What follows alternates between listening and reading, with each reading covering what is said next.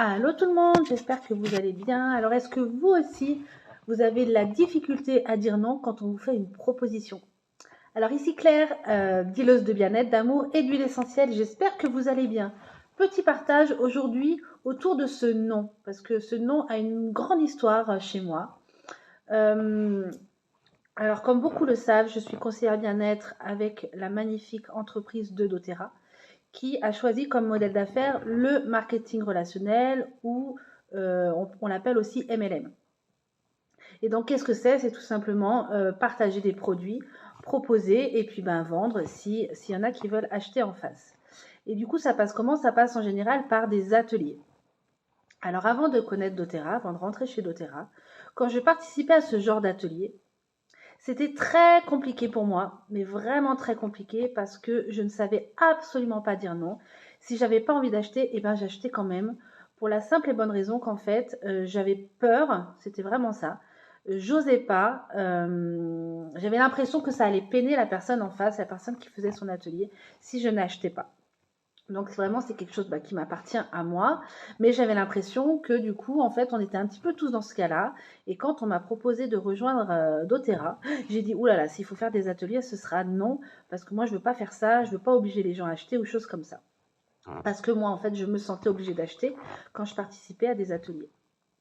Du coup, ça a été un gros travail, déjà pour me réapproprier ce sentiment-là, cette peur-là, me dire qu'elle m'appartenait à moi et qu'en face, en fait, il y avait plein de gens qui ne réagissaient absolument pas de la même façon. C'est vraiment une histoire de relation à l'argent aussi. Mais comment je me sentais quand j'étais dans ce genre d'atelier? Et tout simplement, j'étais très angoissée. J'avais même parfois des sueurs quand c'était le moment de dire oui, j'achète ou non, j'achète pas. Mon corps disait non, mais ma bouche disait oui. Donc c'était assez étrange, tellement qu'à la fin, j'ai même refusé de participer à ces ateliers. Quand on m'invitait, c'était non. Je voulais absolument pas y aller parce que je me sentais obligée d'acheter. Et du coup, quand je suis devenue conseillère bien-être, je me suis dit, mais je veux surtout pas obliger les gens à acheter. Donc il a fallu faire un travail au niveau de la relation à l'argent et puis aussi savoir dire non. Et comment on fait ça? C'est beaucoup d'entraînement, c'est des petits défis. Et du coup, moi, les défis que je peux vous lancer, c'est notamment quand vous êtes invité à ce genre d'atelier, allez-y en disant je dirai non. Voilà, c'est le défi. Je vais dire non, je n'achèterai pas. Et par contre, évidemment, si vous avez envie d'acheter, le défi c'est quand même de dire non. Mais par contre, après, le lendemain, le surlendemain, d'appeler la personne en disant finalement, je suis intéressée. Est-ce que je pourrais acheter? Donc ça peut être intéressant à faire et puis s'entraîner à dire non dans la journée quand on propose quelque chose. Vraiment être à l'écoute de son corps. Qu'est-ce que mon corps me raconte? Comment il réagit? Est-ce que c'est oui? Est-ce que c'est non? Si c'est non, ok. Comment est-ce que je peux réussir à dire ce non-là sans avoir l'impression de blesser la personne en face et sans que ce soit violent pour moi?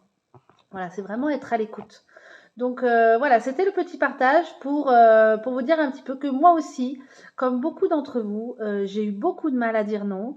Et aujourd'hui, quand je fais des ateliers, quand je propose les huiles, quand je les partage, c'est avec beaucoup de joie et beaucoup de liberté. Évidemment, je partage, je raconte mon histoire, je raconte ce que les huiles me procurent dans mon quotidien, l'intérêt de les avoir. Et puis après, chacun est libre de faire comme il le sent.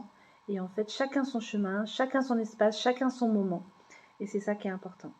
Voilà, je vous souhaite une belle journée. Et puis, défi, dites non. Bye tout le monde!